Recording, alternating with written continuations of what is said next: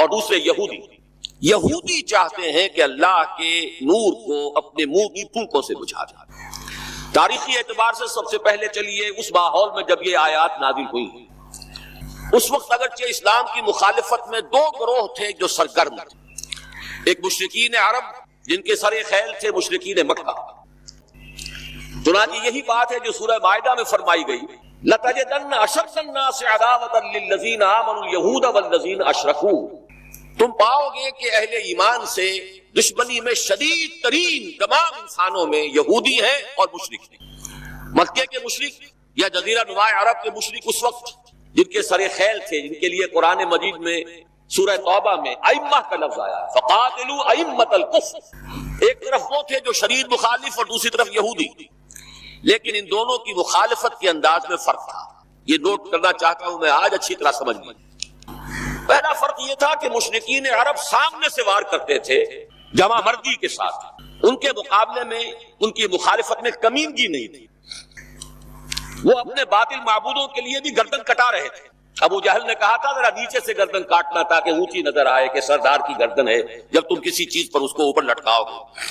70 جانیں انہوں نے پیش کی ہیں بدر میں اپنے دین باطل کے لیے اور اپنے معبودان باطل کے لیے۔ اس کے برعکس یہودیوں کی مخالفت تھی کمینگی والی مخالفت، ان میں مقابلے کی ہمت نہیں تھی، جرأت نہیں تھی۔ لا یقاتلونکم جمیعا، سورہ حشر میں فرمایا یہ یہودی کبھی تم سے مسلمانوں جمع ہو کر جمعیت کی شکل میں ڈٹ کر میدان میں آ کر مقابلہ نہیں کر سکیں گے، الا فی قرى محصنۃ او من وراء جدر، بڑے مضبوط قلعہ بندیوں میں اپنے آپ کو محفوظ کر کے اور فصیلوں کے پیچھے سے، دیواروں کے پیچھے سے، عورتوں کی طریقے سے پتھراؤ کریں گے، اس کے سوا کچھ نہیں کر سکتے۔ تو پہلا فرق یہ تھا کہ مشرکین مکہ اور مشرکین عرب بالعموم مخالفت کر رہے تھے، لیکن ان کی مخالفت جمع مردوں والی مخالفت تھی، سامنے کے دشمن کی حیثیت سے کھلم کھلا علی الاعلان، جبکہ یہودیوں کی مخالفت میں کمینگی تھی، سازشی انداز تھا، خود لڑنے کی بجائے دوسروں کو ابھار کر لاتے تھے۔ اور دوسرا بڑا فرق کیا تھا، اس پہلے فرق کو تو نمایاں کیا اسی لفظ سے کہ گویا کہ اپنے منہ کی پھونکوں سے بجھانا چاہتے ہیں۔ ابو جہل بھی بجھانا چاہتا ہے اللہ کے نور کو، لیکن اپنے زور بازو کی بنیاد پر، اور یہ لوگ کردار کے اعتبار سے اتنے گر چکے ہیں کہ زور بازو کی بنیاد پر نہیں، منہ کی پھونکوں سے بجھانا چاہتے ہیں۔ بہترین تعبیر کی ہے اس کی مولانا ظفر علی خان نے کہ نور خدا ہے کفر کی حرکت پہ خندزن، پھونکوں سے یہ چراغ بجھایا نہ جائے گا۔ دوسرا فرق یہ تھا کہ اگرچہ مشرکین میں بھی ایسے لوگ تھے جو پہچان چکے تھے کہ محمد اللہ کے رسول ہیں، سچے ہیں، صادق ہیں، لیکن وہ استثنائی معاملات تھے، وہ غافل تھے۔ قرآن مجید میں بار بار ان کے کفر کے لیے توجیہ پیش کی گئی ہے کہ ان کے پاس کوئی رسول آیا ہی نہیں، ان کے لیے رسالت اور نبوت بڑی ایک عجیب سی شے تھی، جو چیزیں ان کے ذہن سے بالکل خارج ہو چکی تھی۔ لیکن یہود کا معاملہ اس کے برعکس تھا، وہ 100% پہچانتے تھے محمد رسول اللہ کو صلی اللہ علیہ وسلم، بالخصوص ان کے علماء، یعرفونہ کما یعرفون ابناءہم، پہچانتے ہیں اسے جیسے کہ اپنے بیٹوں کو پہچانتے، علی وجہ البصیرۃ، وہ کسی مغالطے میں نہیں تھے، پوری ڈٹائی کے ساتھ پہچانتے ہوئے۔ آپ کو تو معلوم ہے کہ حضور صلی اللہ علیہ وسلم کی جو نشانیاں ہیں ان کا تو معاملہ بہت آگے کی بات ہے۔ حضور کے ادنا رفقا کا معاملہ کیا تھا کہ حضرت عمر رضی اللہ تعالیٰ عنہ کے بارے میں پوری ان کی صفات ان کے ہاں موجود تھی، اور عیسائی علماء نے ان کے ساتھ ٹیلی کر کے ہی حضرت عمر کو سامنے کھڑے ہو کے دیکھ کر اور پھر جو ہے یروشلم کا قبضہ دیا تھا کہ ہاں یہ وہی درویش بادشاہ ہے جس کا ذکر موجود ہے ہماری کتابوں میں کہ یروشلم اس کے ہاتھوں فتح ہوگی۔ تو یہ دو فرق ذہن میں رکھیے، یریدون لیطفئوا نور اللہ بافواہہم واللہ متم نورہ۔ دوسری بات جو سوچنے کی ہے اس آیت میں کہ نور اللہ سے مراد کیا ہے؟ اللہ کا نور ایک اعتبار سے ذہن منتقل ہوتا ہے قرآن حکیم کی طرف۔ نور اصل میں قرآن مجید میں ہدایت کے لیے بھی آتا ہے، تورات کے لیے آیا فیہا ھدی و نور، انجیل کے لیے آیا فیہ ھدی و نور، روشنی ہی سے انسان راستہ دیکھ سکتا ہے۔ الہدیٰ قرآن حکیم، ہدایت کاملہ، اس کے لیے خاص طور پر لفظ آیا ہے۔ سورہ تغابن میں فرمایا فآمنوا باللہ ورسولہ والنور الذی انزلنا واللہ بما تعملون خبیر۔ ایک مفہوم تو یہ ممکن ہے قرآن مجید کے اس اصول کے تحت کہ القرآن یفسر بعضہ بعضا، ویسے یہ کہ اس کا عام مفہوم اسلام، ہدایت، جس معنی میں چاہے لے لے، لیکن میرا ذہن زیادہ جس چیز کو قبول کر رہا ہے وہ ایک ایسے شخص کی تعبیر ہے جو اگرچہ کوئی معروف عالم دین نہیں تھا، میں نہ عارف نہ مجدد نہ محدث نہ فقیہ، اقبال اپنے بارے میں صاف کہہ رہا ہے، میں نہ عارف نہ مجدد نہ محدث نہ فقیہ، لیکن واقعہ یہ ہے اور آپ کے علم میں ہوگا، میرا موقف یہ ہے، اس دور میں قرآن مجید کا نور بصیرت اللہ تعالیٰ نے بڑے وافر پیمانے پر انہیں عطا کیا تھا۔ انہوں نے تعبیر کیا ہے اس نور کو نور توحید، چنانچہ یہ اتمام کا لفظ اس کے ساتھ واللہ متم نورہ، جواب شکوہ کے شعر میں کہ وقت فرصت ہے کہاں، کام ابھی باقی ہے، نور توحید کا اتمام ابھی باقی، واللہ متم نورہ ویا اللہ الا یتم نورہ۔ یہ بھی نوٹ کر لیجئے، عربی زبان میں شدید تاکید کرنی ہو تو اس میں فاعل کی شکل میں لایا جاتا ہے، واللہ یتم نورہ بھی ہو سکتا تھا، نہیں واللہ متم نورہ کر کے رہے، اور پھر اس کو منفی اسلوب میں بھی بیان کر دیا تھا کہ کوئی شک و شبہ نہ رہے، مثبت بھی آ گیا واللہ متم نورہ، اور منفی وَيَأْبَى اللَّهُ إِلَّا يُتِمَّ نُورَهُ، اللہ کو ہرگز منظور نہیں ہے مگر یہ کہ وہ اپنے نور کا اتمام فرمائے۔ وقت فرصت ہے کہاں، کام ابھی باقی ہے، نور توحید کا اتمام ابھی باقی۔ میں چونکہ یہاں اسی تعبیر کو اختیار کر رہا ہوں، اس کے اعتبار سے ایک سوال پیدا ہوتا ہے، کیا نور توحید کسی بھی اعتبار سے نامکمل تھا، ناقص تھا، جس کے اتمام اور تکمیل کی ضرورت تھی؟ اگر میں اس سوال کا جواب ہاں میں دوں تو آپ سب چونک جائیں گے، لیکن میری وضاحت سن لیجیے۔ جہاں تک عقیدے کا نور ہے، عقیدے کی توحید ہے، اور انفرادی سطح پر اپنے عمل کی توحید ہے، توحید کے دو حصے سمجھ لیجئے، ایک توحید ہے عقیدے کی توحید، اللہ کو ایک ماننا، ایک جاننا، اس کی صفات میں، اس کی ذات میں کسی کو اس کا ساتھی، ہمسر، برابر، ہم پلہ، کفر، ند، ضد نہ سمجھنا۔ ایک عمل کی توحید ہے کہ ایک ہی اللہ کے مطیع فرمان ہو جانا، ہما تن، ہما وقت، ہما وجود، مخلصین لہ الدین، یہ عملی توحید۔ تو عقیدے کی توحید اور انفرادی سطح پر عمل کی توحید ہر دور میں مکمل رہی، حضرت آدم کی بھی مکمل تھی، حضرت نوح کی بھی مکمل تھی، تمام انبیاء کرام کی مکمل تھی، نہ ان کی عقیدے کی توحید میں کوئی کسر ہو سکتی تھی، نہ انفرادی سطح پر عمل کی توحید تھی۔ لیکن ایک توحید ہے اجتماعی سطح پر عمل کی توحید، پورے نظام زندگی کا اللہ کے حکم کے تابع ہونا، یہ ابھی مکمل ہونا تھا، اس کی تکمیل ہونی تھی۔ افراد موحد تھے اپنی زندگیوں میں بھی، اپنے عقیدے میں بھی۔ نظام جیسا آج آپ غور کیجئے، بڑے بڑے فن خواہ موحد موجود ہیں ہمارے ہاں، فن خواہ سمجھتے ہیں اپنے آپ کو کہ معلوم ہوتا ہے شرک ہمارے قریب بھی نہیں آ سکتا۔ اجتماعی سطح پر ہم سب مشرک ہیں، پوری قوم مشرک ہے، مشرکانہ نظام ہے، جب تک وَيَكُونَ الدِّينُ كُلُّهُ لِلَّهِ نہیں ہوتا یہ نظام مشرکانہ ہے، قانون اللہ کا نہیں ہے۔ آپ کی عدالتوں میں اللہ کے حکم کی کوئی حیثیت نہیں، آپ کی منڈیوں میں اور بازاروں میں اللہ کا حکم نہیں چلتا ہے۔ معلوم یہ ہوا کہ ایک ہے اجتماعی توحید، کچھ مواقع ضرور آئے ہیں تاریخ انسانی میں جبکہ اجتماعی توحید بھی ہوئی، حکومت قائم ہوئی حضرت داؤد کی اور حضرت سلیمان کی، وہ اجتماعی توحید کی۔ لیکن ایک بات نوٹ کر لیجئے گا، یہ میرا اصل میں کل کی تقریر کا موضوع ہے، یہ کام تاریخ انسانی میں صرف ایک مرتبہ ہوا ہے کہ ایک فرد واحد اپنی دعوت کا آغاز کرے اور تمام مراحل سے گزار کر اپنی اس دعوت اور تحریک کو اور توحید کامل تک معاشرے کو پہنچا دے، یہ اس سے پہلے کبھی نہیں ہوا۔ حضرت داؤد کو تو راہ چلتے حکومت مل گئی تھی، جنگ تو ہو رہی تھی حضرت طالوت اور جالوت کی، وہ تو ایک گڈریا اپنا گوپیا لے کر آ گیا ہے وقت پر اتفاقاً، اور اس گوپیے کی جو پتھر تھا وہ جالوت کے آنکھوں کے اس کی زرہ میں جو سوراخ تھا اس میں سے ہو کر اس کے بھیجے میں گزر گیا، مارا گیا، حکومت مل گئی۔ کیا حضرت داؤد ایک داعی کی حیثیت سے سامنے آئے تھے؟ کیا انہوں نے اپنی کوئی جماعت بنائی تھی؟ کیا ان مراحل سے گزرے تھے؟ قطعاً نہیں۔ صرف ایک مرتبہ ہوا ہے تاریخ انسانی میں، اور وہ محمد الرسول اللہ صلی اللہ علیہ وسلم۔ فرد واحد سے بات شروع کر کے یہ جو آتا ہے خطبات جمعہ میں آپ سنتے وحد اللہ، توحید باب تفصیل سے، اور اپنی توحید کو خالص کرو اور خالص کرو اور خالص کرو اور خالص کرو، شرک سے اسے ہر اعتبار سے پاک، تو پوری زندگی کا لائف لانگ ایفرٹ ہے۔ آخری امتحان توحید کا جو لیا ہے ابراہیم کے رب نے، دیکھیں اس بوڑھے کے دل میں کہیں اپنے بیٹے کی، اکلوتے بیٹے کی محبت تو ہم سے زیادہ نہیں ہو گئی؟ کیسے کیسے امتحانات سے گزر چکا وہ بوڑھا، کیسے کیسے امتحانات، لیکن آخری امتحان دعائیں مانگ مانگ کر بیٹا لیا تھا۔ فلما بلغ معه السعی، اور جب اب ذرا ہاتھ بٹانے کے قابل ہوا، کہیں اس کی محبت ہماری محبت سے زائد تو نہیں ہو گئی؟ انی ارا فی المنام انی اذبحک فانظر ماذا تری، اسی لیے جو آتا ہے قرآن مجید میں بار بار حضرت ابراہیم کے لیے آخری سند کے الفاظ آتے ہیں وما کان من المشرکین، شرک کے ہر شائبے سے پاک۔ تو یہ توحید عملی اجتماعی سطح پر ہونی باقی تھی. اس کا تعلق ہے اگلی آیت سے. یہ کب ہوگی؟ هو الذی ارسل رسولہ بالہدی ودین الحق لیظہرہ علی الدین کلہ ولو کرہ المشرکون.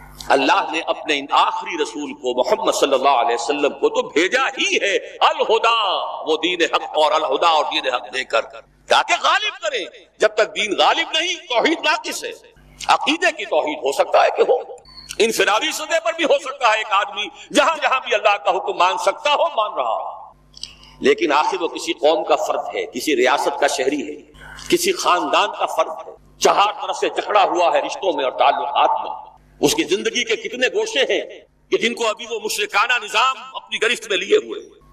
یہ در حقیقت اسی وقت ہوگا جبکہ اللہ کا دین غالب ہو جائے. هو الذی ارسل رسولہ بالہدی ودین الحق لیظہرہ علی الدین کلہ ولو کرہ المشرکون.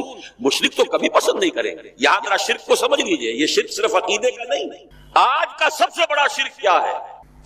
اللہ کا اللہ کو دو، ریاست کا ریاست کو دو. یہ سیکولر نظام ہے، یہاں پر جو ہے حاکمیت عوام چلے گی. جاؤ مسجدوں میں اللہ کا حکم نافذ کر دو. یہ سب سے بڑا شرک. کبھی گوارا نہیں کریں گے. وہ توحید ہو جائے، اللہ ہی کا حکم چلے، سب پر یکساں جاری ہو جائے، سب یکساں اللہ کے حکم کے تابع ہو جائیں. ولو کرہ المشرکون. مشرک کبھی نہیں چاہیں گے، لیکن ان کی مخالفت کے علی الرغم، ان کی ساری ریشہ دوانیوں کے باوجود، ان کی تمام سازشوں کے باوجود اللہ کا دین غالب ہو.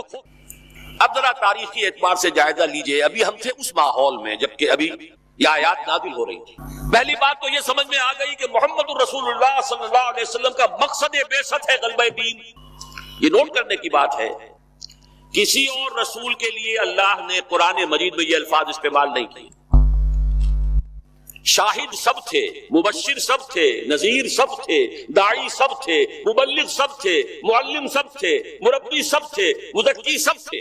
لیکن یہ کہ هو الذی ارسل رسولہ بالہدی ودین الحق لیظہرہ علی الدین کلہ، صرف محمد کے لیے آئے الفاظ صلی اللہ علیہ وسلم اور 3 مرتبہ ہے. اب اس کے ساتھ جس کو صغرا کبرا کہتے ہیں لاجک میں پریمیسز، اس کے ساتھ جوڑیے دوسری بات جو قرآن میں 5 مرتبہ آئی، اگرچہ وہ آئی ہے ذرا مختلف الفاظ میں. کہیں فرمایا وما ارسلناک الا رحمتا للعالمین، ہم نے نہیں بھیجا ہے محمد صلی اللہ علیہ وسلم آپ کو مگر تمام جہان والوں کے لیے رحمت بنا کر. آپ کی بعثت جغرافیائی، نسلی، قومی، علاقائی حدود سے ماورا اعلیٰ تر. قرآن میں بقیہ سارے رسولوں کی بات آتی ہے تو کہتے ہیں یا قوم یا قوم یا قوم. نوح نے کہا یا قوم اعبدوا اللہ، ہود نے کہا یا قوم اعبدوا اللہ، صالح نے کہا یا قوم اعبدوا اللہ ما لکم من الہ غیرہ.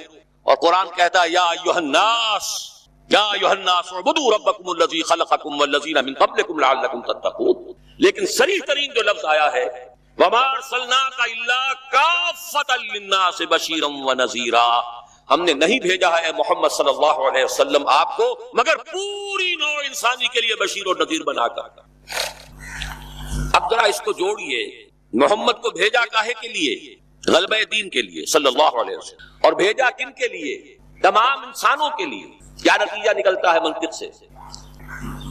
محمد الرسول اللہ صلی اللہ علیہ وسلم کا مقصد بعثت مکمل اسی وقت ہوگا جب پورے عالم انسانیت پر اللہ کا دین غالب آئے.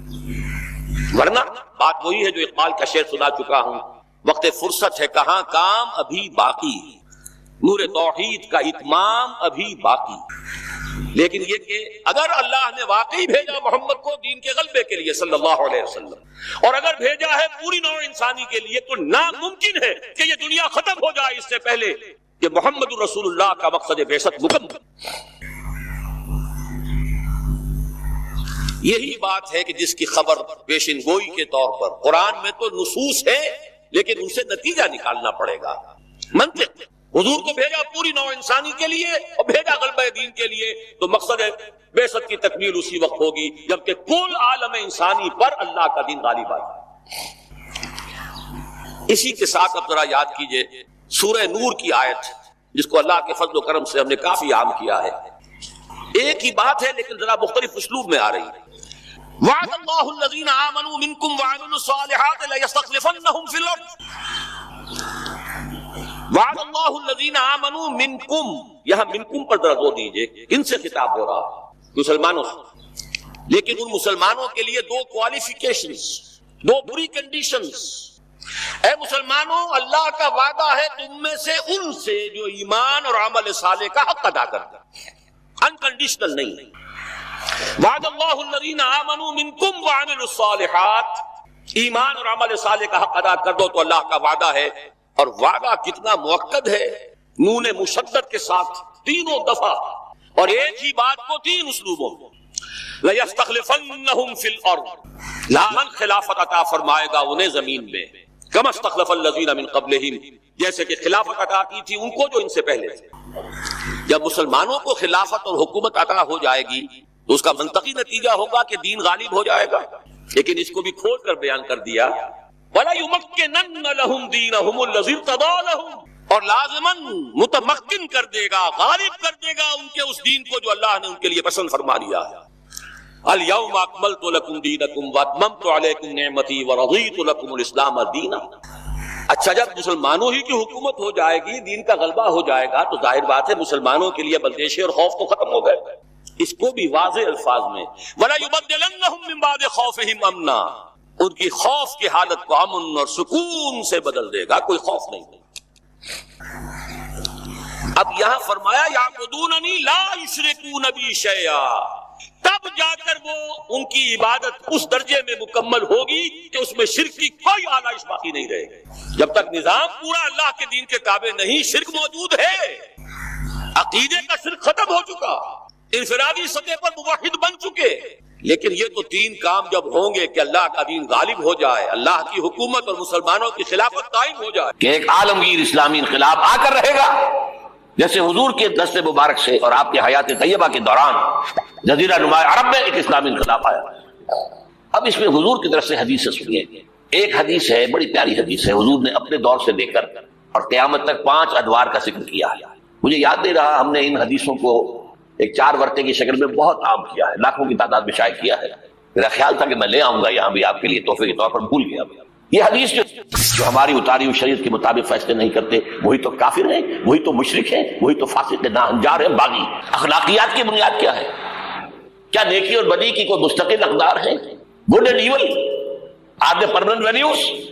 یا جیسے آج کل کی بات ہو گئی ہے، بہت بڑی گمراہی کی بات ہے کہ بہت عام کہی جاتی ہے، نتھنگ از گڈ اور evil, only thinking makes it so. نہ کوئی نیکی ہے، نہ کوئی بدی بدی ہے، یہ تو ہمارے سوچنے کا انداز ہے، کسی کو نیکی کہہ دیتے، کسی کو بدی نہیں۔ یہ مسائل ہیں جن سے روز اول سے فلسفی لوگ ان کے بارے میں غلطاؤں پیچھے رہے، سوچتے رہے، غور و فکر کرتے رہے۔ وہ سارا سفر جو آدم سے لے کر محمد تک صلی اللہ علیہ وسلم تمام فلسفیوں نے ذہنی سفر طے کیا، وہ حضور کو ان چند دنوں میں غار حرا کی خلوت میں طے کرا دیا گیا، تاکہ انسان نے بحیثیت انسان جو کچھ سوچا وہ آپ کے علم میں آ گیا۔ اس کے بعد اب اقرا بسم ربک الذی خلق، انسانی سوچ تو یہیں تک ہے، اب پڑھو اپنے رب کا نام لے کر جس نے تمہیں علق سے پیدا کیا۔ اور اس کے بعد پھر 2 حکم آئے۔ اب یہ غور و فکر کا ایک دور تو ختم ہو گیا، فلسفیانہ غور و فکر تکمیل کو پہنچا، ایک دوسرا شروع ہو گیا۔ اب ایک فکر دامنگیر ہوا، یہ میرے اوپر کتنی بڑی ذمہ داری آ گئی ہے، یہ معاشرہ ٹھیک ہو سکتا ہے، یہاں امکان ہے اصلاح کا۔ خود قرآن نے کہا انا سنلقی علیک قولا ثقیلا، ہم آپ پر ایک بہت بھاری بوجھ ڈالنے والے ہیں۔ اب یہ فکر دامنگیر ہوئی، اس کے لیے غور کرتے رہتے، سوچتے رہتے، تو دونوں یہ صورتیں شروع ہوتی اے نبی اب یہ غور و فکر کا کام چھوڑیے، اب میدان میں آئیے، کمر کس لیجیے، یا ایھا المزمل قم یا ایھا المدثر قم، دونوں جگہ ایک ہی امر ہے، قم، کھڑے ہو جاؤ، کمر بستہ ہو جاؤ۔ لیکن عجیب بات ہے، میں 4 منٹ لے رہا ہوں اس پر، رات کو کمر کسو، کھڑے رہو ہمارے سامنے، قم اللیل الا قلیلا نصفہ او انقص منہ قلیلا او زد علیہ ورتل القرآن ترتیلا۔ یہ مشقت جانگسن، اگرچہ اخلاق کے اعتبار سے آپ انسانیت کی بلندی پر ہیں، انک لعلی خلق عظیم، لیکن یہ بوجھ جو آپ پر آیا ہے نبوت اور رسالت کا، اس کے لیے آپ کو کچھ اور مشقت جھیلنے کے لیے تیاری کرنی ہے۔ ان ربک یعلم انک تقوم ادنی من ثلثی اللیل ونصفہ وثلثہ وطائفۃ من الذین معک۔ پھر اللہ نے بتایا نا، اللہ کے علم ہے نبی کہ آپ اور آپ کے ساتھیوں کی جماعت کھڑی رہتی ہے رات کو 2/3 رات، یا کم سے کم نصف یا تہائی جب۔ یہ تو تھی وہ روحانی ایکسرسائز اور ترقی جو حضور اور صحابہ کرام سے کرائی گئی ہے آئندہ کے مراحل کے لیے۔ میدان میں آؤ تو کیا کرنا ہے؟ یا ایھا المدثر قم، کیا کرنا ہے دن میں؟ انذر، خبردار کرو انہیں۔ یہ بڑے بھلاوے میں آ گئے ہیں، دنیا نے انہیں ہم سے غافل کر دیا ہے، دنیا کی محبت میں آ کر یہ آخرت سے غافل ہو چکے ہیں۔ انہیں خبردار کیجئے، زندگی یہی زندگی نہیں ہے، مرنے کے بعد اٹھائے جاؤ گے، پورا حساب کتاب ہوگا زندگی بھر کا اعمال کا، اور اس کے بعد جزا ہوگی یا سزا ہوگی۔ وَإِنَّهَا لَجَنَّةٌ أَبَدًا وَلَنَارٌ أَبَدًا۔ یہ انذار ہے، خبردار کرنا ہے۔ تو حضور کے بالفعل جو آپ کا مشن ہے اس میں شروع میں انذار غالب ہے۔ وہ تو اب تک کچھ لوگوں نے تسلیم کیا، کچھ لوگ ایمان لائے، کچھ لوگ قریب آئے، کچھ تربیت میں سے گزر رہے، انہیں بشارت دیتے تھے، تمہارے لیے بشارت ہے، سلام علیکم۔ یہاں تک کہا گیا ہے نبی یہ جو ہمارے مومن بندے آپ کے پاس آتے ہیں وَخْفِضْ جَنَاحَكَ لِلْمُؤْمِنِينَ، ذرا اپنے کندھوں کے ان کے سامنے جھکا کر رکھا کیجیے، ان پر شفقت کیجیے، ان سے محبت کے ساتھ پیش آئیے، یہ ہمارا تحفہ ہے آپ کے لیے، ہم نے انہیں چنا ہے آپ کے لیے، یہ آپ کے صحابی بنیں گے، انقلاب کے اندر یہی تو دست و بازو ہوں گے۔ ٹھیک ہے ان میں غلام بھی ہے، ان میں غریب بھی ہے، ان میں مزدور بھی ہے، لیکن یہی ہے جو تاریخ کے دھارے کا رخ موڑیں گے۔ پھر بشارت کا دور آیا ہے بعد میں، شروع میں تو انذار ہے۔ یا میرا جی چاہ رہا میں آپ کو حضور کا ایک خطبہ اور سنا دوں انذار ہی کے حوالے سے۔ جب آیت آئی کہ اب انذر عشیرتک الاقربین، اے نبی اب اپنے قریب کے رشتہ داروں کو خبردار کیجیے۔ یہ جو مشن شروع ہوا حضور کا، یہ ہمارے آج کے واعظوں کے مانند نہیں ہے کہ دنیا بھر میں واعظ کہتے پھرتے گھر والوں کی خبر ہی نہیں، اولاد کدھر جا رہی ہے اس کے بارے میں فکر ہی نہیں۔ واعظ بہت بڑے ہیں، چیریٹی بگنز ایٹ ہوم، سب سے پہلے دعوت دیجیے اپنے گھر والوں کو اور اپنے رشتہ داروں کو۔ وانذر عشیرتک الاقربین، تو حضور نے حکم دیا حضرت علی کو رضی اللہ تعالی علی ایک دعوت طعام کا بندوبست کرو اور سب بنی ہاشم کو بلا دو۔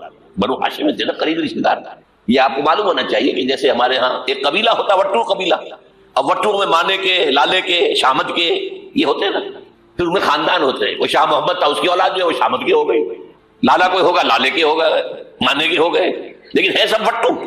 اسی طرح مکے میں بسنے والے تھے سب قریش، کوئی وہ جو ہے بنو ہاشم، کوئی بنو امیہ، کوئی بنو علی، کوئی بنو تیم، لیکن سب کے سب کام تھے قریش۔ اس میں جو گھرانہ تھا جس سے حضور تھے وہ بنو ہاشم تھے، تو اقربین کہا نا اپنے قریبی رشتہ داروں کو۔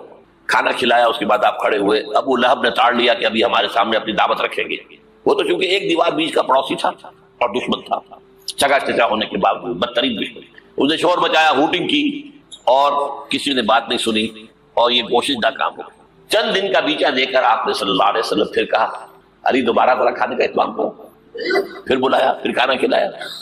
میں کہا کرتا ہوں کہ آپ کو شرم آ گئی ہوگی کہ 2 دفعہ روٹی کھا لی ہے تو کم سے کم ان کی بات تو سن لو۔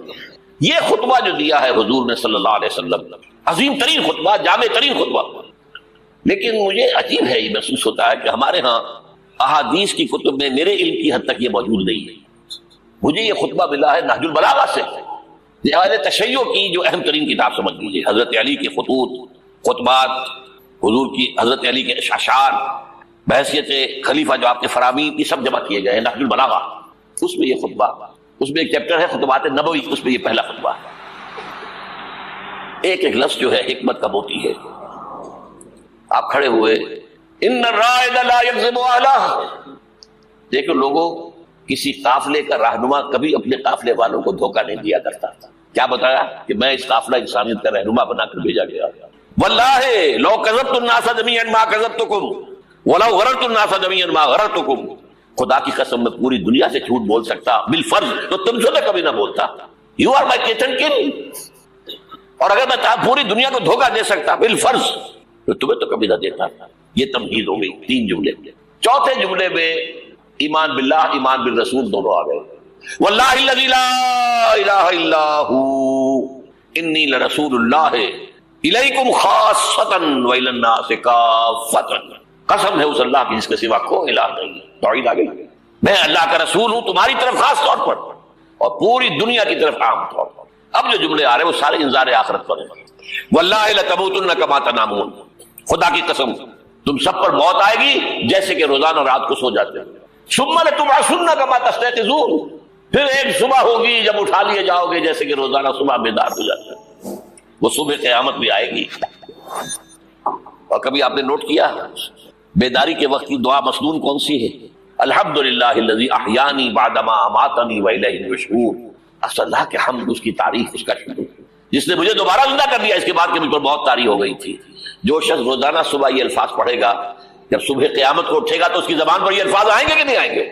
الحمدللہ الذی احیانی بعد ما اماتنی والیہ النشور واللہ لتموتن کما تنامون ثم لتبعثن کما تستيقظون ثم لتحسبن بما تعملون۔ پھر حساب کتاب لیا جائے گا جو کچھ تم کر رہے ہو اس کا۔ ثم لتجزون، پھر لازماً جزا دی جائے گی، بالاحسان احسانا وبالسوء سوءا، اچھائی کا اچھا بدلہ، برائی کی بری سزا۔ وَإِنَّهَا لَجَنَّةٌ وَبَدَا أَوْ لَنَارٌ نَبَدَا، اور وہ کیا ہے؟ یا ہمیشہ ہمیشہ کے لیے جنت اور یا ہمیشہ ہمیشہ کے لیے آگ۔ اللہ اس ہمیں بچائے۔ اب ذرا یہ چند منٹ آپ کے لیے میں نے، اس کے بعد میں آپ کو بتا رہا ہوں کہ میں خوشخبری لے کر آیا ہوں۔ آپ نے اگر کہیں بینر وغیرہ دیکھے ہوں گے تو اس میں موضوع میرا کیا ہے؟ بعثت محمدی علی صاحب الصلاۃ والسلام، ایک عالمی انقلاب، عالمی اسلامی انقلاب کا پیش خیمہ۔ خوشخبری یہ ہے، ایک عالمی اسلامی انقلاب آ کر رہے گا، پوری دنیا پر اللہ کا دین غالب آ کر رہے گا، یہ خوشخبری ہے۔ اس خوشخبری کے لیے ایک تو قرآن مجید کے اندر احساسات کیا ہے۔ قرآن مجید میں نے آپ کو آیات میں نے بتائی، دو باتیں واضح کرتا ہے۔ هو الذی ارسل رسولہ بالہدی ودین الحق لیظہرہ علی الدین کلہ، یہ 3 دفعہ الفاظ آئے ہیں قرآن میں، سورہ توبہ، سورہ فتح، سورہ صف، ایک شوشے کا فرق نہیں ہے۔ اور کسی رسول کے لیے یہ الفاظ نہیں آئے، یہ نوٹ کر لیجیے۔ میں شاید 2 سال پہلے یہاں آیا تھا تو میں نے تکمیل نبوت اور رسالت پر بات کی تھی۔ حضور پر نبوت صرف ختم نہیں ہوئی ہے، مکمل ہوئی ہے، اور آپ کی فضیلت کی بنیاد یہ ہے کہ مکمل ہوئی ہے۔ محض ختم نبوت میں فضیلت کا پہلو کون سا ہے؟ ایک چیز پہلے تھی اب نہیں ہے، فضیلت کا ہی تھی، سوچ رہے ہیں؟ قابل ہوئی نبوت، قابل ہوئی رسالت، یہ تکمیل نبوت اور رسالت، یہ اساس ہے فضیلت محمدی کی صلی اللہ علیہ وسلم۔ نبوت کا کمال کیا ہے؟ ہدایت کامل ہو گئی قرآن میں، اسی لیے اس کی حفاظت کا ذمہ اللہ نے لیا، تورات کا تو نہیں لیا، حالانکہ قرآن کہتا ہے انا انزلنا التوراۃ فیہا ھدی ونور، تورات بھی ہم نے نازل کی تھی، اس میں ہدایت بھی تھی، نور بھی تھا، ابھی ہدایت کامل نہیں تھی، ابھی انٹرم پیریڈ کے لیے ہدایات تھی، دی 10 کمانڈمنٹس، یہ مشہور ہے لفظ، ہدایات۔ نمبر 2، دین حق غالب ہوا، کامل ہوا۔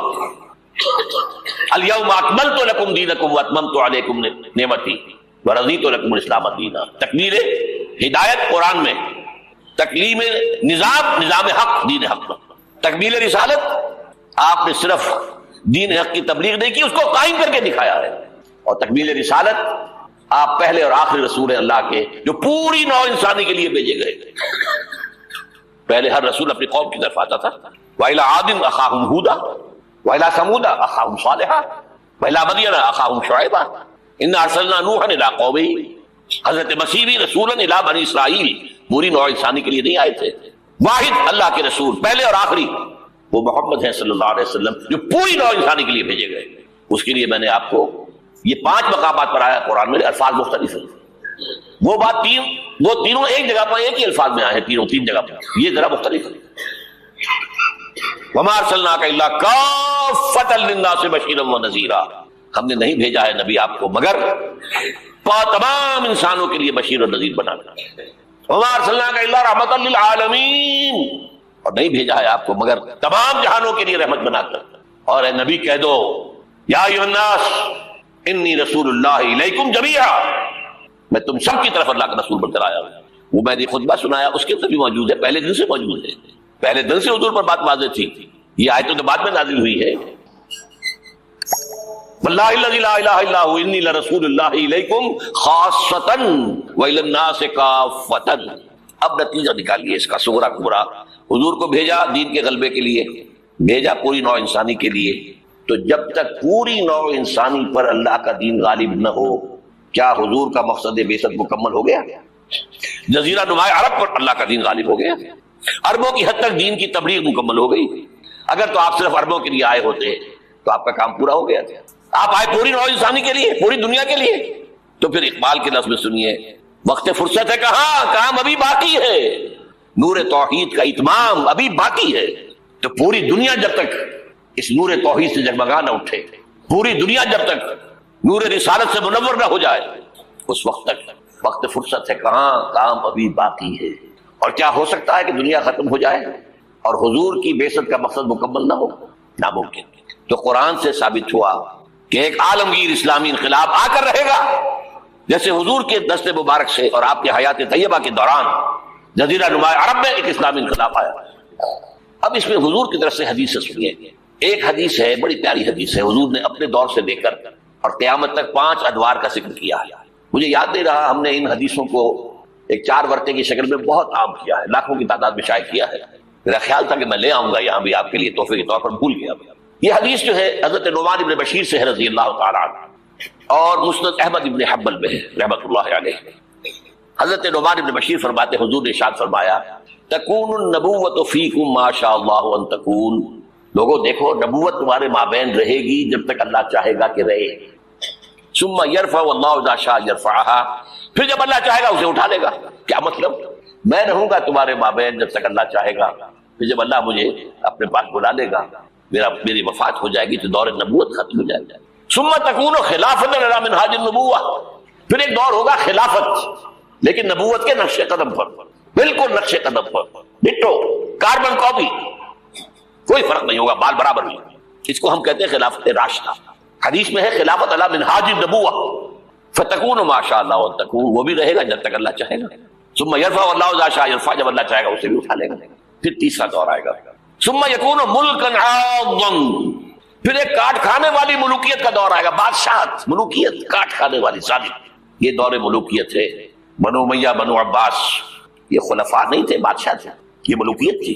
واقعہ کربلا کب ہوا؟ انہی کے دور میں ہوا۔ واقعہ ہرہ کب ہوا؟ انہی کے دور میں ہوا۔ 3 دن تک مدینے کو مباح کر دیا گیا فوجیوں پر، لوٹو جس کو چاہو، ریپ کرو جسے چاہو، مدینہ۔ یہ ہماری تاریخ کے واقعات ہیں۔ پھر سینکڑوں تابعین کو شہید کیا حجاج بن یوسف نے، یہ ہماری تاریخ ہے کہ نہیں؟ حضور خبر دے رہے ہیں ملکن عاضا، کاٹنے والی کٹکھنی ملوکیت کا دور آئے گا۔ فرمایا یہ بھی رہے گا جب تک اللہ چاہے گا، پھر اللہ جب چاہے گا یہ دور بھی ختم ہو جائے گا۔ ثم تکون ملکن جبریا، پھر ایک اور بادشاہت ہوگی جس میں غلامی ہوگی۔ کیا مطلب؟ یہ پہلی ملوکیت مسلمانوں کی تو تھی، کلمہ گو تو تھے، جھوٹے تھے یا سچے تھے، کلمہ گو تو تھے، اچھا برے بھی تھے تو اچھے بھی تھے، بہت اچھے اچھے لوگ بھی پیدا ہوئے۔ بادشاہوں میں بھی جو مثالیں مسلمان بادشاہوں کی ہیں، اچھے لوگوں کی، آپ کو دنیا میں نہیں ملیں گی۔ لیکن اس کے بعد کون سا دور آیا؟ ہماری اب ملکہ کون تھی؟ ملکہ وکٹوریا۔ اب یہ ملوکیت جمع غلامی، کہیں پر برطانیہ، کہیں پر فرانس، کہیں پر اٹلی، کہیں پر اسپین، پورا عالم اسلام، کولونیلزم جسے آپ کہتے ہیں، یورپی استعمار جسے آپ کہتے ہیں، ملکن جبریا۔ لیکن جو خوشخبری ہے وہ کیا ہے؟ ثم تکون خلافت علی منہاج النبوۃ، پھر اس کے بعد دور آئے گا خلافت علی منہاج النبوۃ کا۔ یہ خوشخبری ہے۔ آج تاریخ کا قافلہ کہاں کھڑا ہے نوٹ کر لیجئے۔ وہ ملکن جبرین براہ راست ختم ہو چکی ہے۔ انگریز گیا، فرانسیسی گئے، ولندیزی گئے، ڈچ گئے، اسپینیئرز گئے، اطالوی گئے، سب گئے، عالم اسلام آزاد ہو گیا نا۔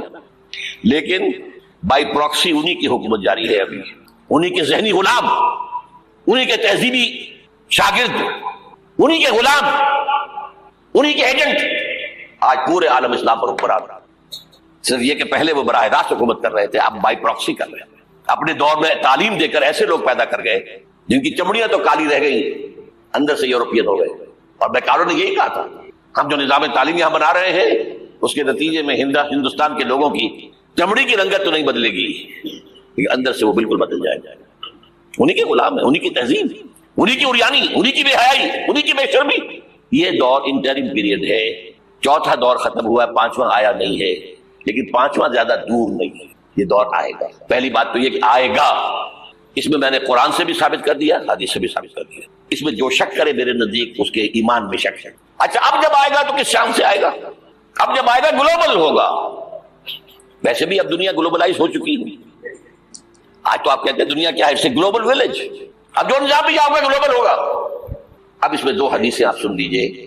اب جب خلافت علی منہاج النبوت آئے گی تو وہ کسی ایک علاقے کے اندر محدود نہیں ہوگی۔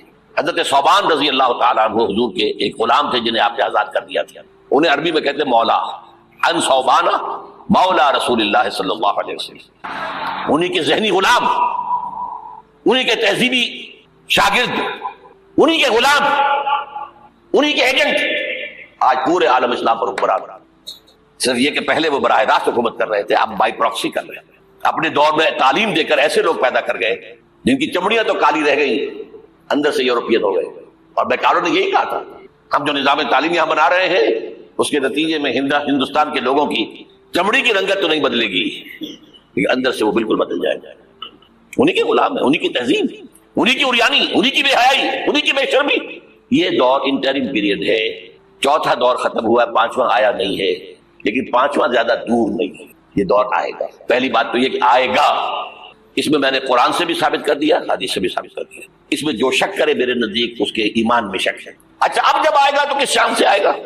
اب جب آئے گا گلوبل ہوگا. ویسے بھی اب دنیا گلوبلائز ہو چکی ہے. آج تو آپ کہتے ہیں دنیا کیا ہے؟ اسے گلوبل ویلیج. اب جو نظام بھی آؤگا گلوبل ہوگا. اب اس میں دو حدیثیں آپ سن لیجئے. اب جب خلافت اللہ منہاج النبوت آئے گی تو وہ کسی ایک علاقے کے اندر محدود نہیں ہوگی. حضرت ثوبان رضی اللہ تعالیٰ عنہ حضور کے ایک غلام تھے جنہیں آپ نے آزاد کر دیا تھا. انہیں عربی میں کہتے ہیں مولا. ان ثوبانہ مولا رسول اللہ صلی اللہ علیہ وسلم. یہ مولا کا لفظ عجیب ہے. آقا بھی مولا ہوتا ہے، غلام آزاد ہو جائے وہ مولا ہے. حالی موالی جو بنا ہے لفظ. بہرحال ان ثوبانہ مولا رسول اللہ صلی اللہ علیہ وسلم. قال حضور نے فرمایا صلی اللہ علیہ وسلم، قال النبی صلی اللہ علیہ وسلم ان اللہ زوالی الارض، اللہ نے میرے لیے ساری زمین کو لپیٹ دیا. فرائے تو مشارقہا و مغاربہا، میں نے سارے مشرق دیکھ لیے، سارے مغرب دیکھ لیے. اب اس کو نہ سوچیے کیسے دیکھ لیے ہوں گے، زمین تو گول ہے، لپٹی کیسے ہوگی. یہ معاملہ اللہ کا اس کے رسول کے معاملے میں. اللہ اپنے رسولوں کو جو مشاہدات کراتا ہے وہ ہماری سمجھ سے بالاتر ہے. ہمیں شب معراج کی سمجھ کیسے آئے گی؟ فَأَوْلَىٰ إِلَىٰ عَبْدِهِ مَا أَوْحَىٰ، ہمیں کیا پتا کیا راز و نیاز کی باتیں ہوئی تھی، ہمیں کیا اندازہ. بہرحال حضور فرماتے ہیں ان اللہ زوالی الارض، زمین لپیٹ دی. فرائے تو مشارقہا و مغاربہا، میں نے سارے مشرق دیکھ لیے، سارے مغرب دیکھ لیے. وَإِنَّ أُمَّتِي سَيَبْلُغُ مُلْكُهَا مَا سُئِلَ مِنْهَا، سنو میری امت کی حکومت ان تمام علاقوں پر قائم ہوگی جو مجھے زمین کو لپیٹ کر دکھا دیے گئے. کوئی شک ہے؟ اگر شک ہو تو اپنے ایمان کی خیر بنائیے. یہ روایت صحیح مسلم کی ہے. صحیحین کی روایت جو ہے وہ تو سب سے ٹاپ. دوسری حدیث مقداد ابن الاسود رضی اللہ تعالیٰ عنہ، وہ فرماتے ہیں کہ حضور نے فرمایا لا يبقى على ظهر الارض بیت وبر ولا بدر الا ادخله الله كلمة الاسلام. اس زمین پر نہ کوئی گھر بچے گا اینٹ گارے کا بنا ہوا، نہ کوئی خیمہ ہوگا جو بالوں کے کمروں سے بنا ہوا ہو، مگر یہ کہ اس میں اللہ کلمہ اسلام کو داخل کر کے رہے گا. بعز عزیز او ذل ذلیل، یا تو کسی باعزت کے اعزاز کے ساتھ وہ ایمان خود قبول کرے گا، اسلام اس کے اندر داخل ہوگا، اس کا بھی اعزاز ہوگا. وَلِلَّهِ الْعِزَّةُ وَلِرَسُولِهِ وَلِلْمُؤْمِنِينَ وَلَكِنَّ الْمُنَافِقِينَ لَا يَعْلَمُونَ. اور جو نہیں اسلام قبول کرے گا اسے نیچے ہو کر رہنا پڑے گا. یؤتُوا الْجِزْيَةَ عَنْ يَدٍ وَهُمْ صَاغِرُونَ، انہیں اسلام کی سپریمیسی قبول کرنی پڑے گی. کوئی گھر نہیں بچے گا جس میں کہ اللہ کا کلمہ داخل نہ ہو جائے. حضرت مقداد کہتے ہیں پھر میں نے اپنے دل میں کہا وَيَكُونُ الدِّينُ كُلُّهُ لِلَّهِ، یہ جو سورہ انفال میں الفاظ آئے ہیں دین کل کا کل اللہ کے لیے ہو جائے تب تو یہ ہو جائے گا. تو اس خوشخبری کو سامنے رکھیے. حضور کا مقصد بعثت غلبہ دین، بھیجا گیا پوری نوع انسانی کے لیے. تکمیل اس وقت ہوگی جب پورے عالم انسانیت پر دین کا غلبہ ہو جائے، جیسے 1400 برس قبل عرب میں ہو گیا، اور یہ ہو کر رہے گا. اس کی خبر 5 ادوار کے اعتبار سے حضور نے دے دی. اس کے گلوبل ہونے کی حضور نے 2 حدیثیں میں نے آپ کے سامنے رکھ دی، ہمیشہ ہوگا. اور آج دنیا ادھر جا رہی ہے، اور دنیا کو ہے پھر مار کا روح و بدن پیش. تہذیب نے پھر اپنے درندوں کو ابھارا. اللہ کو پابر دیے مومن پہ بھروسہ، ابلیس کو یورپ کی مشینوں کا سہارا. امریکہ مشینوں کے بل پر کھڑا ہوا ہے، اس کی تہذیب ختم ہو چکی ہے. وہ جو اقبال نے 100 سال پہلے کہا تھا، دیار مغرب کے رہنے والوں خدا کی بستی دکان نہیں ہے، کھڑا جسے تم سمجھ رہے ہو وہ اب ذرے کم عیار ہوگا. تمہاری تہذیب اپنے خنجر سے آپ ہی خودکشی کرے گی، جو شاخ نازک پہ آشیانہ بنے گا ناپائیدار ہوگا. اور آج کیا ہوا ہے وہاں؟ صدر امریکہ فرماتا ہے کلنٹن، جو اس کا آخری state of the union address تھا آخری، القریب امریکی قوم کی اکثریت حرامزادوں پر مشتمل ہوگی. اس کے الفاظ کیا ہیں؟ Born without any wedlock, کوئی شادی کا بندھن نہیں ہے، ماں باپ میں بچے پیدا ہو رہے ہیں. ان کو آپ کیا کہتے ہیں؟ حرامی. اب لوگوں کی اکثریت کو پتہ ہی نہیں ہمارا باپ کون تھا، جانتے نہیں. نتیجہ یہ نکلا ہے بالفعل کہ مجھے اسکول میں داخلے کے لیے فارم کبھی آپ نے پر کیا ہوگا اپنے بچے کے لیے، لے گئے آپ، اس کا نام یہ ہے، اس کے باپ کا نام یہ ہے، اس کی پیدائش یہ ہے، اس کا یہ ہے. اب وہاں باپ کا کھانا ہی نکال دیا، اسے پتہ ہی نہیں، ماں کا نام لکھ دیا. یہ تہذیب ہے. بہرحال دنیا ایک بہت بڑے تصادم کی طرف بڑھ رہی ہے. اب میں اس سے اگلی بات جو کہنا چاہتا ہوں اس کے لیے پہلے سے معذرت کر لوں. خوشخبری میں نے دی ہے تو بدخبری بھی مجھے دے دی. اس عالمی غلبہ اسلام سے پہلے ابھی امت مسلمہ کی بہت پٹائی ہونی ہے، بہت پٹائی ہونی ہے، بہت پٹائی ہونی ہے. یہ میں نہیں کہہ رہا، حضور نے کہا ہے. کتاب الملاحم احادیث کی کتابوں کے آخر میں یہ 4 ابواب جو آتے ہیں ان کو عام طور پر علماء بھی نہیں پڑھتے، اس لیے کہ ان سے کوئی فقہی مسئلہ تو نکلتا نہیں، ان سے کوئی شرعی حکم نہیں نکلتا، وہ تو پیشین گوئیاں ہے۔ کتاب الفتن کیسے کیسے فتنے اٹھیں گے، کتاب الملاحم کیسی کیسی جنگیں ہوں گی، کتاب اشراط الساعہ قیامت کی علامات کیا ہوں گی، کتاب علامات القیامہ یہ کیا ہوں گے، ان ابواب کو پڑھیے تو آپ کو معلوم ہوگا اس دور کے آنے سے پہلے ابھی امت مسلمہ پر اللہ کے عذاب کے بہت سخت کوڑے پڑ گئے۔ معافی چاہتا ہوں، اگر رسولوں کی شان یہ تھی کہ وہ بشیر بھی تھے اور نذیر بھی تھے تو میں بھی ایک ادنا غلام انہیں کا ہوں۔ میں جو کہہ رہا ہوں قرآن حدیث سے کہہ رہا ہوں۔ یہ عذاب کیوں آئے گا؟ امت مسلمہ بحیثیت مجموعی اللہ کی نگاہ میں مجرم، بہت بڑی مجرم۔ کیوں؟ 1 انچ زمین دنیا میں نہیں دکھا سکتی جہاں اللہ کا دین قائم ہو۔ یہ مذہب ہے، مسجدیں ہیں، حج ہے اور عمرے ہیں، یہ مذہب ہے۔ دین کہاں ہے؟ اللہ کا نظام کہاں ہے؟ دین حق کہاں ہے؟ وہ نظام عدل کہاں ہے؟ وہ نظام سیاست کہاں ہے؟ وہ قانون شریعت کہاں ہے؟ آپ کی ساری معیشت سود کے اوپر ہے، اور سود سے زیادہ بڑا گھناؤنا جرم کوئی نہیں، سود سے زیادہ بڑا گھناؤنا گناہ کوئی نہیں، جس کے بارے میں حضور نے فرمایا الربا 70 جزءا یحوما، 2 حدیثیں ہیں یہ، ربا کے 70 حصے ہیں، یہ 70 گناہ ہیں، 70 گناہ ہیں، جن میں چھوٹے بھی ہیں بڑے بھی ہیں، 70 گناہ۔ ایسا رہا ان میں سب سے چھوٹا اس کے مساوی ہے ان کہ الرجل امہ، کہ کوئی شخص اپنی ماں سے زنا کرے۔ سنن ابی داؤد کی روایت ہے، سن لیجیے پڑھیے۔ سارا نظام آپ کا کہاں ہے؟ تجارت ہو تو اس پر ہے، زراعت ہو تو اس پر ہے، بیج لیا تھا تو سودی قرضے پہ لیا تھا، اس کے بعد جو اس کے لیے کھاد خریدی تھی سودی قرضے پہ خریدی تھی، پیسٹیسائڈ خریدے تھے سودی قرضے پہ خریدے تھے، اس کے بعد اگر کوئی ہارویسٹر لیا ہے، کوئی اور لیا، ٹریکٹر لیا تو سودی قرض، سود ہر دانے گندم میں سود ہے۔ کوئی شخص بچا ہوا نہ، میں بچا ہوا نہ بچے ہوئے، کوئی بچا ہوا، سارا کاروبار، ساری سمت و حرفت، ساری حکومت، پوری حکومت، پوری قوم سود کے اندر جکڑی ہوئی۔ ایک ایک شخص کہاں ہے اسلام؟ آپ میری بات سمجھ لیجئے، اسلام کے 2 حصے کر لیجئے، اسلام بطور مذہب، اسلام بطور دین۔ اور یہ تو آپ قرآن پڑھتے ہیں، پورے قرآن میں مذہب کا لفظ تو آیا ہی نہیں ہے، حدیث کے ذخیرے میں بھی میری امکان، میرے معلومات کی حد تک ہی نہیں ہے۔ یہ مذہب تو ہمارے یہاں استعمال ہوتا تھا فقہوں کے لیے، مذہب حنفی، مذہب مالکی، مذہب شافعی، مذہب حنبلی، اب ایک مذہب سلفی اہل حدیث حضرات کا ہو گیا ہے، مذہب ظاہری، مذہب جعفری، یہ فقہوں کے لیے تھا۔ مذہب کیا ہے؟ مذہب کا نام 3 چیزوں کا مجموعہ مذہب ہے، کچھ عقائد، کچھ عبادات، کچھ رسومات۔ بچہ پیدا ہوگا تو کیا کریں گے؟ عقیدہ کریں گے۔ کوئی فوت ہوگا تو کیا کریں گے؟ جنازہ پڑھائیں گے، کفن دفن کریں گے۔ شادی ہوگی تو کیا کریں گے؟ ایجاب و قبول ہوگا، ولیمہ ہوگا۔ یہ رسومات ہے۔ دین یہ نہیں ہے، دین ہے اللہ کا دین، اللہ کا نظام، اللہ کا قانون۔ وَمَن لَّمْ يَحْكُم بِمَا أَنزَلَ اللَّهُ فَأُولَٰئِكَ هُمُ الْكَافِرُونَ، جو اللہ کی اتاری ہوئی شریعت کے مطابق فیصلے نہ کرے وہی تو کافر ہے۔ میں اور آپ کون ہیں؟ برا نہ مانیے، فیس دی فیکٹس۔ اور یہ فتویٰ کس کا ہے؟ اللہ کا ہے۔ وَمَن لَّمْ يَحْكُم بِمَا أَنزَلَ اللَّهُ فَأُولَٰئِكَ هُمُ الْكَافِرُونَ وَمَن لَّمْ يَحْكُم بِمَا أَنزَلَ اللَّهُ فَأُولَٰئِكَ هُمُ الظَّالِمُونَ وَمَن لَّمْ يَحْكُم بِمَا أَنزَلَ اللَّهُ فَأُولَٰئِكَ هُمُ الْفَاسِقُونَ۔ 3 فتوے ہیں اس مفتی اعظم کے، جو ہماری اتاری ہوئی شریعت کے مطابق فیصلے نہیں کرتے وہی تو کافر ہیں، وہی تو مشرک ہیں، وہی تو فاسق ناہنجار ہیں، باغی۔ یہ ہے امت مسلمہ کا حال۔ اب سعودی عرب ذرا پیچھے پیچھے چل رہا تھا، اب آگے بڑھ رہا ہے۔ اب مخلوط تعلیم کی یونیورسٹی وہاں قائم کر دی گئی ہے۔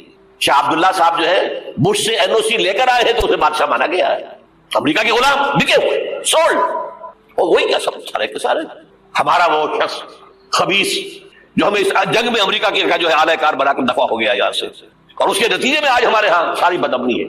یہ کیوں ہو رہا ہے؟ جنگ تو امریکہ کی ہے، آج ہمیں بابر کرا دیا گیا ہماری جنگ ہے، یہ امریکہ کی سب سے بڑی کامیابی ہے۔ ہماری جنگ کیسے ہے بھائی؟ یہ جنگ 2001 میں شروع ہوئی تھی، سب سے پہلے حملہ افغانستان میں کیا گیا تھا، ہم سے مدد مانگی تھی کہ ہماری مدد نہیں کرو گے تو ہمارے دشمن ہو، تو جنگ ان کی تھی کہ ہماری تھی؟ ہماری جنگ ہوتی تو ہم مدد مانگتے کسی سے۔ نہ کوئی جرم ثابت تھا اسامہ کا، نہ کوئی جرم ثابت تھا طالبان کا، جرم ایک ہی ہوا تھا کہ کچھ شریعت محمدی نمایاں ہو رہی تھی، اس کی برکات کا ظہور ہو رہا تھا۔ 90% عراق کے اندر امن قائم ہو گیا۔ یہ بات کہی اقبال نے 1936 میں، ان کی آخری نظموں میں سے ہے ابلیس کی وجہ سے شورا۔ اس میں ابلیس کہتا ہے کہ نہ مجھے جمہوریت سے کوئی ڈر ہے، میرا اپنا بنایا ہوا نظام ہے، وہی شیطانی نظام ہے۔ ہم نے خود شاہی کو پہنایا جمہوری لباس، جب ذرا آدم ہوا ہے خود شناس و خود نگر۔ نہ اشتراکیت سے مجھے کوئی ڈر ہے، کب ڈرا سکتے ہیں مجھ کو اشتراکی کوچا گرد؟ یہ پریشان روزگار آشفتہ باز آشفتہ ہوں ہے، اگر کوئی ڈر خطر مجھ کو تو اس امت سے ہے۔ اس کی خاکستر میں ہے اب تک شرار آرزو، اس کے انگارے اوپر سے اس کے اوپر راکھ آ گئی ہے، نظر نہیں آ رہا، اندر آگ دہک رہی ہے، ان کے دلوں کے اندر آگ دہک رہی ہے، عصر حاضر کے تقاضاؤں سے ہے، لیکن یہ خوف ہو نہ جائے آشکارا شر پیغمبر کہیں۔ وہ شر پیغمبر ابھر کر افغانستان میں سامنے آ رہا تھا۔ بلینز آف ڈالرز جو ہے امریکہ دیتا ہے، افغانستان میں افیون کی کاشت بند نہیں ہوتی، اور ملا عمر کا ایک حکم اور کاشت زیرو ہو گئی۔ انہوں نے کہا یہ تو ہمارے لیے انتہائی بڑا خطرہ ہے، یہ نظام اگر ظاہر ہو گیا دنیا پر، اگر یہ ابھی کلی ہے، کھل گئی، پھول بن گئی تو کیا ہوگا، یہ شیطنت ختم ہو جائے گی۔ اس لیے تہس نہس کیا افغانستان کا، وہ جنگ ہے۔ اب وہاں سے جو لوگ بھاگ کر آ گئے تھے ہمارے قبائلی علاقوں میں آ کر آباد ہو گئے، کیونکہ خود امریکہ لے کر آیا تھا انہیں۔ جب روسیہ کے خلاف جنگ ہو رہی تھی تو جہاد جہاد جہاد کا غلغلہ بلند کر کے یہ اسامہ ابن لادن خود امریکہ کا ایجنٹ تھا اس وقت، عمر عبد الرحمان امریکہ کا ایجنٹ تھا، ایک اور ایجنٹ کس کا کے لیے تھے، عبد الاعظام، یعنی وہ لے کر آ رہے تھے مسلمانوں کو، مجاہدین کو، وہ خلوص کے ساتھ کام کر رہے تھے کہ یہاں اسلام آئے گا، اس جہاد کے نتیجے میں اسلامی ریاست قائم ہوگی، اسلام کا غلبہ ہو جائے گا، آؤ آؤ آؤ۔ امریکہ نے اپنا کام نکلوایا، اپنے دشمن کا تہس نہس کرایا، بھاگ گیا، اور اب ان کے خلاف، اور ہمارے لوگوں نے پکڑ پکڑ کر لوگ دیے، پیسے کمائے، ارب ڈالر لیے، ایک ایک کی سر کی قیمت کہاں گئی، وہ جو آئی تھی کہاں گئی، وہ واپس امریکی بینکوں میں پہنچ چکی ہوئی۔ یہ طوفان ہے اس وقت جو ہمارے سر پر کھڑا ہے۔ جو میں نے کیا بات کہی ہے نوٹ کر لیجئے، ہم بحیثیت مجموعی اللہ کے مجرم ہیں، باغی ہیں۔ کیوں؟ ہم نے کلونیلزم سے آزاد ہونے کے بعد، جب تک انگریز تھا ہم کہتے تھے ہم کیا کریں، ہم تو مجبور ہیں، کہیں فرانسیسیوں کی حکومت تھی، کہیں ولندیزیوں کی تھی، کہیں ہسپانویوں کی تھی، کہیں اطالویوں کی تھی، کیا کریں؟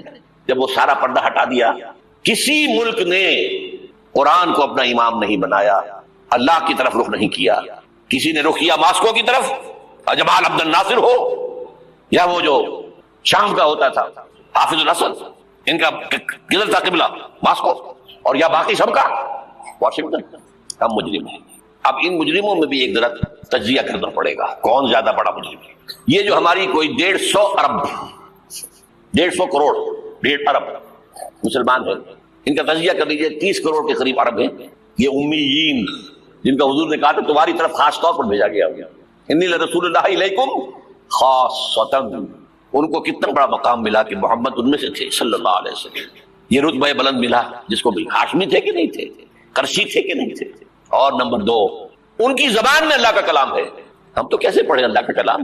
عربی سیکھیں، گرامر سیکھیں، گردانے رٹیں، چٹائی توڑ تعلیم حاصل کریں تو قرآن پڑھیں نا، ان کی تو مادری زبان میں ہے۔ پھر انہوں نے امام نہیں بنایا تو سب سے بڑے مجرم وہ ہیں۔ باقی جو 120 کروڑ ہیں ان میں نمبر 2 ٹاپ کا مجرم مسلمانوں نے پاکستان میں۔ وائی تم نے ایک ملک کی تقسیم کرائی، ہم سے دعائیں کی تھی کہ اللہ انگریز کی غلامی سے نکال کر ہمیں ہندو کی غلامی مت دے دے، اللہ ہمیں ایک آزاد ملک دے دے، علیحدہ ملک دے دے، اللہ تیرے دین کا بول بالا کریں گے، تیرے دین کا نمونہ دکھائیں گے دنیا کو۔ یہ علامہ اقبال کا خواب تھا جو 1930 میں انہوں نے دیکھا تھا۔ ایک تو یہ کہ ہندوستان کے شمال مغرب میں ایک آزاد اسلامی ریاست قائم ہوگی، آزاد مسلمان ریاست، وہ تو 17 سال کے بعد ہو گئی، 37 کا خطبہ تھا، 47 میں قائم ہو گئی۔ دوسرے یہ کہ اگر ایسا ہو گیا تو ہمیں موقع مل جائے گا کہ اسلام کے چہرے پر جو داغ دھبے عرب ملوکیت، عرب امپیریلزم، شہنشاہیت کے دور میں آ گئے تھے، اب دنیا تو دیکھتی ہے نا بنو امیہ کا دور کیسا تھا۔ آخر ہماری تاریخی کا داغ ہے نا، واقعہ کربلا کس کا داغ ہے، واقعہ ہررا کس کی تاریخ کا داغ ہے؟ ہمارے چہرے کا داغ ہے نا، تاریخ تو ہماری ہے۔ ہم یہ چہرے پر، اسلام کے چہرے سے یہ داغ دھبے دھو کر اصل اسلام اور اس کا عہد حاضر کے تقاضوں کے مطابق ایک نظام قائم کر کے دنیا کو دکھائیں گے، ایک مثال ہوگی۔ اور قائد اعظم نے کہا تھا یہ ایک روشنی کا مینار ہوگا، but we went back upon our promise، ہم نے اللہ سے وعدہ، اللہ نے کہا ٹھیک ہے لوگ۔ سورہ اعراف میں ذکر ہے حضرت موسیٰ کی آمد کے بعد کہا تھا بنی اسرائیل نے، اے موسیٰ ہم پر تو تمہارے آنے سے پہلے بھی ظلم ہو رہا تھا اور تمہارے آنے کے بعد بھی ہو رہا ہے، تمہارے آنے سے ہمیں تو کوئی حاصل ہوا نہیں۔ سورہ اعراف میں ان کا قول ہے عصا ربکم ان یہلک عدوکم ویستخلفکم فی الارض فینظر کیف تعملون، قریب ہے کہ تمہارا رب تمہارے دشمن کو ہلاک کر دے، فرعون اور لاؤ لشکر کو غرق کرے، تمہیں دنیا میں حکومت دے، پھر دیکھے گا تم کیا کرتے ہو۔ اللہ نے ہمارے دشمن کو قتل کیا ہے۔ گاندھی کے لیے یہ موت سے کم بات نہیں تھی، کانگریس کے لیے یہ موت سے کم بات نہیں تھی۔ بھارت ماتا کے ٹکڑے، کچھ دنوں پہلے گاندھی نے کہا تھا میری لاش کے اوپر پاکستان بن سکتا ہے، بنا، کیسے بن گیا؟ تو اللہ کا فیصلہ ہے، یہ معجزہ تھا۔ رمضان المبارک کی 27ویں شب کو نازل ہوا ہے، جو رات نزول قرآن کی ہے وہی رات نزول پاکستان کی ہے، معجزہ تھا۔ لیکن تم نے تو محل بنائے ہیں، تم نے دنیا بنائی ہے، تم نے موٹر وے بنا لی ہے، ہمارا دین کہاں ہے؟ ہمارا دین کہاں ہے؟ تو نمبر 2 مجرم ہم، باقی نمبر 3 پہ جائیں گے۔ اب نوٹ کر لیجئے، یہ کتابیں اگر آپ پڑھنا چاہیں تو کتاب الملاحم میں پڑھیے۔ بدترین عذاب عربوں پر آیا کھڑا ہے، سروں پر تنا ہوا ہے، بدترین ایسی جنگ ہونی ہے الملحمۃ العظمیٰ، جس کو کہ میں بھی آپ کو گواہی پیش کر دوں گا، جسے کہا گیا کہ لاسٹ کروسیڈ۔ بش نے بھی کروسیڈ کا لفظ بول دیا تھا، پھر واپس لیا اس نے۔ نکل جاتی ہے جس کے منہ سے سچی بات مستی میں، فقیہ مصلحت بین سے اور ہندے بادہ خار اچھا، کروسیڈ کہہ کر پھر واپس لیا۔ یہ کروسیڈ، اس کے اوپر جس قدر نقصان ہونا ہے عربوں کا، گریٹر اسرائیل بنے گا، یہ عراق، شام، اردن، سعودی عرب کا کچھ شمالی علاقہ، ترکی کا جنوبی علاقہ، مصر کا صحرائے سینا، اور اس کے ساتھ ہی جو بہترین اس کا زرخیز ترین علاقہ ڈیلٹا آف نائل، یہ سب یہودیوں کے قبضے میں جائے گا۔ اس کو حدیث میں کہا گیا الملحمۃ العظمیٰ۔ عیسائی 80 علم لے کر مسلمانوں تم پر حملہ آور ہوں گے، اور ہر علم کے نیچے 12,000 فوج ہوگی، 9.5 لاکھ فوج۔ یہ نیٹو کی تیاری کس کے لیے ہو رہی ہے؟ جب USSR کا خاتمہ ہوا تو پوچھا گیا تھا نیٹو چیف سے، اب کس لیے؟ تمہارا وہ دشمن تو ختم ہو گیا، اب ہمیں اسلامک فنڈامنٹلزم سے نمٹنا ہے۔ وہ جانتے ہیں خطرہ یہی ہے، اب اسلام ابھر سکتا ہے، مسلمانوں کے سینوں کے اندر وہ آگ ہے، اوپر خاکستر آ گیا ہے، تمہیں اٹھانا بیٹھنا، یہ اندر تو انگارہ ہے، اوپر سے راکھ ہے، اسے دھوکہ نہ کھا جانا ان کے دلوں کے اندر۔ اور بش نے کہا تھا مسلمان چاہتے ہیں کہ ہسپانیہ سے لے کر انڈونیشیا تک نظام خلافت قائم کریں، اور میں حیران ہوا تھا کہ اس وقت کو ہسپانیہ کا خیال کیسے آ گیا؟ ہمیں تو کبھی آتا ہی نہیں، اب ہم تو بھول گئے، وہ تو 500 برس پرانی بات ہے جبکہ وہاں سے ہمیں نکال دیا گیا تھا۔ اگرچہ اقبال نے کہا تھا ہے ارض فلسطین پہ یہودی کا اگر حق، ہسپانیہ پر حق نہیں کیوں اہل عرب کا؟ ہسپانیہ میں تو 800 سال حکومت کی مسلمانوں نے، اور ابھی 500 برس ہی گزرے ہیں نا۔ یہودی تو ارض مقدس سے 2000 سال نکالے گئے، انہیں نہ کیا بات کیا گیا، عربوں کے سینے میں خنجر بھونک دیا گیا۔ وہ چھوٹا سا ملک جو چاہتا کرتا، کوئی پوچھنے والا نہیں۔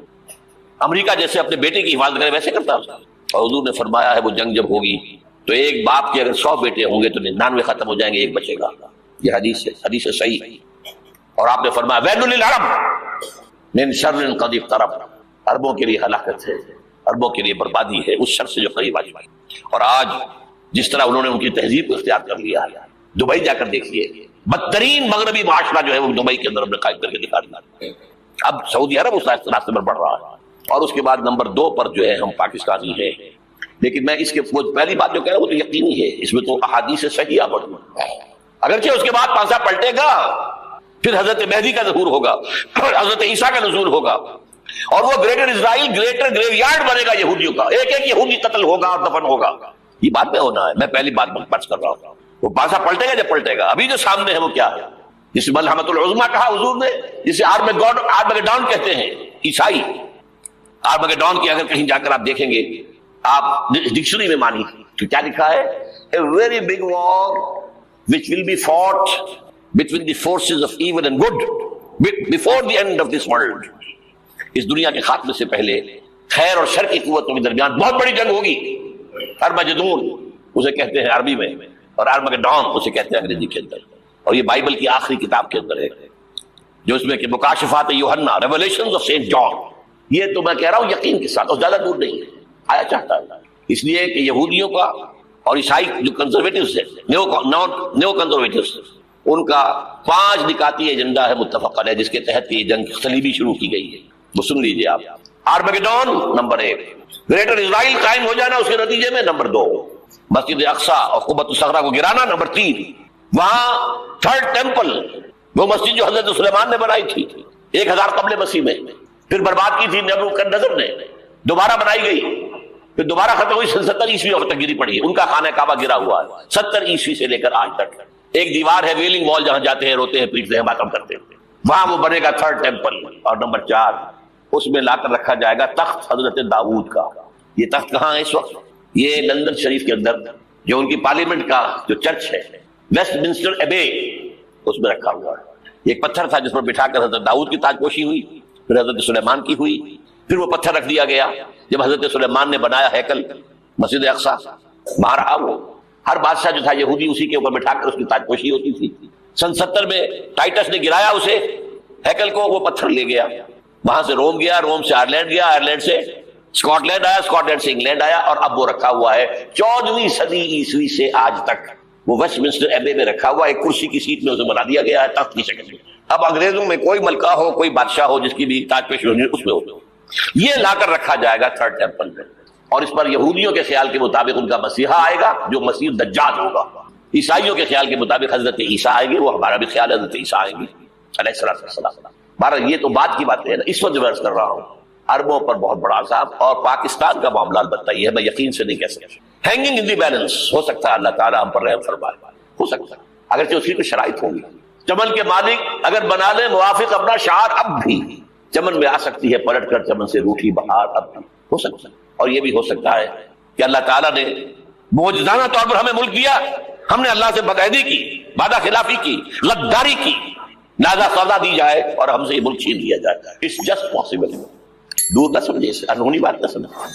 جو گھیراؤ ہو رہا ہے آپ کے مغرب میں نیٹو فورسز اور مشرق میں بھارت فورسز، بھارتی فورسز گدھوں کی طرح بیٹھے ہوئے انتظار کر رہے ہیں پاکستان اور ڈسٹیبلائز ہو جائے، یہاں اور بدامنی ہو جائے۔ اب لاہور میں پھر آج دھماکے ہو گئے ہیں، 2 دن پہلے کا دھماکہ میں سہ کے آیا ہوا ہوں، آپ کے سامنے بیٹھا ہوں، وہ جانے بچی ہیں جو ہماری اکیڈمی کا حشر ہوا میں آپ کو نہیں بتا سکتا۔ یہ سارا کیوں ہو رہا ہے؟ تاکہ یہاں بدامنی ہو جائے اور ہمیں جواز مل جائے، مغرب سے نیٹو فورسز داخل ہو جائیں، مشرق سے بھارتی فورسز آ جائیں اور ہمارے ایٹمی دانت توڑ کر اور پھر ہمیں بھارت کے سامنے ڈال دیا جائے۔ نو ڈو ایز یو لائک، یہ ان کا نقشہ ہے، ہوگا کیا وہ اللہ جانتا ہے، ہوگا وہ جو اللہ چاہتا ہے، لیکن اللہ کا چاہنا جو ہے وہ کس پر منحصر ہے؟ یہاں انقلاب برپا کرو، یہاں اسلام لاؤ، اگر دھندوں میں لگے رہو گے تو وہ خود بخود نہیں آ جائے گا انقلاب۔ صحابہ نے جانیں دی تھی، کتنی تکلیفیں اٹھائی تھی، 12 برس تک مکی دور کے اندر، با نشہ درویشی در ساز و دمادم زن، جو پختہ شبی خضرا بر سلطنت جم سن۔ یوم طائف یاد ہے جو حضرت عائشہ فرماتی ہے کہ میں نے پوچھا تھا حضور سے کہ یوم احد سے زیادہ سختی بھی آپ پر کبھی آئی؟ یوم احد پر کیا ہوا تھا؟ تلوار کا وار پڑا تھا آپ کو چہرہ مبارک، یہ جو رخسار کی ہڈی ہے اس کے اندر وار گیا ہے، اوپر خود کی 2 کڑیاں تھیں وہ اس میں گھس گئی، 2 دندان مبارک شہید ہوئے۔ وہ خود کی کڑیاں ایک صحابی نے اپنے دانتوں سے پکڑ کر کھینچنے کی کوشش کی، دانت نکل گئے، وہ نہیں نکلی، کیا جتن کر کے نکالی گئی ہوگی تو خون کا فوارہ آیا، اتنا خون گیا ہے کہ آپ بے ہوش ہو گئے، گر گئے، اور مشہور یہ ہو گیا کہ آپ کا انتقال ہو گیا، شہادت ہو گئی۔ یہ سیرت کبھی پڑھی ہے؟ حضرت عائشہ کے ہوش کا تو یہی دور تھا نا، یوم طائف میں جو آپ کی کیا تھی، بچی تھی، انہیں کیا پتا کیا ہو رہا ہے حضور کے ساتھ۔ 3 دن تک حضور مکے کی گلیاں اور وہاں کے اوباش لوگ پتھراؤ کر گئے تھے اس امید میں کہ شاید وہاں کا کوئی سردار ایمان لے آئے، تو یہاں تو ابو طالب بھی فوت ہو گئے، یہی دنیاوی سہارا تھا، خاندانی سہارا تھا ابو طالب کے ذریعے، اور گھر میں ایک دلجوئی کرنے والی رفیقہ حیات تھی، وہ بھی ان کا بھی انتقال ہو گیا۔ آپ نے کہا یہ عام الحزن ہے، اب تو سب کو طے ہو گیا قریش ہو گیا، اب جیسے قتل کر دو ان کو۔ اسی لیے آپ گئے طائف، شاید وہاں کا کوئی بڑا سردار مانے ایمان لے آئے مجھ پر، تو میں اپنا مرکز ادھر شفٹ کر دوں۔ تینوں سے ملے ہیں، تینوں نے وہ جواب دیے، نکل جاؤ یہاں سے، میں تمہارے ساتھ بات بھی کرنے کو تیار نہیں۔ اچھا تمہارے سوا کوئی نہیں ملا تھا اللہ کو نبی بنا کر بھیجنے کے لیے؟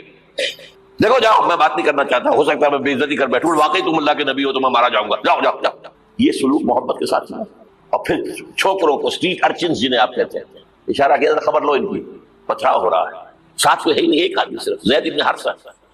اب سامنے سے پتھر آ رہے ہیں تو حضرت زید آگے آ جاتے ہیں، ڈھال بنتے ہیں، مجھے لگے پتھر دور کر رہے، آپ پیچھے سے آ رہے ہیں، چاروں طرف سے تو ڈھال نہیں بن سکتا ایک شخص، جسم لہو لہا، خون جا کر جوتیوں میں جم گیا ہے، جوتی اتر نہیں دی، پھر وہاں سے واپسی پر دعا مانگی ہے، اللہم الیک اشکو ضعف قوتی وقلۃ حیلتی وہوانی علی الناس، اللہ تیری جناب میں فریاد لے کر آیا ہوں اپنی قوت کی کمی کا، اپنے وسائل کی کمی کا، اور جو ذلت و خواری ہو رہی ہے لوگوں کے سامنے، الا ملتقنونی، مجھے کس کے حوالے کر دیا ہے، الا بعیدی یتجہمونی، یہ میرے اوپر ہجوم کر کے آ جائے، حملہ کریں، اور عدو من لگتا امرے، یہ دشمن کے حوالے میرا معاملہ کیا جو چاہے کرتے وہ۔ لیکن پھر ابدیت غالب آتی ہے، ان لم یکن علی غضبک فلا ابالی، اللہ اگر تو ناراض نہیں ہے تو مجھے کوئی پرواہ نہیں، سر تقدیم خم ہے جو مزاج یاد میں آیا، مجھے اندیشہ یہ ہے کہ تو ناراض تو نہیں ہوئی ہے۔ یہ تکلیفیں جھیلی ہے، سینکڑوں صحابہ نے جانوں کا نذرانہ پیش کیا ہے، احزاب کی جنگ میں فاقوں پر فاقے ہو رہے تھے، اور ان فاقوں کی حالت میں خندق کھودنے کا حکم ملا ہے، لوگوں کی کمریں دوہری ہو رہی ہیں، پتھر باندھے ہیں اپنے پیٹوں سے، اپنی چادروں کے ساتھ کس کر قبر دوہری نہ ہو جائے۔ اور جب صحابہ کدالیں چلا رہے ہیں تو کیا کہہ رہے ہیں؟ نحن الذین بایعوا محمدا علی الجہاد ما بقینا ابدا، اللہم لا عیش الا عیش الاخرہ۔ صحابہ کہتے تھے ہم وہ لوگ ہیں جنہوں نے محمد سے بیعت کی ہے کہ جہاد کرتے رہیں گے جب تک جان میں جان نکل جائے تو بات اور جان ہے، چاہے ابھی بھوک سے کمر دوڑی ہوئی جا رہی جان تو ہے۔ اور ایک دفعہ کہتے تھے اللہم لا عیش الا عیش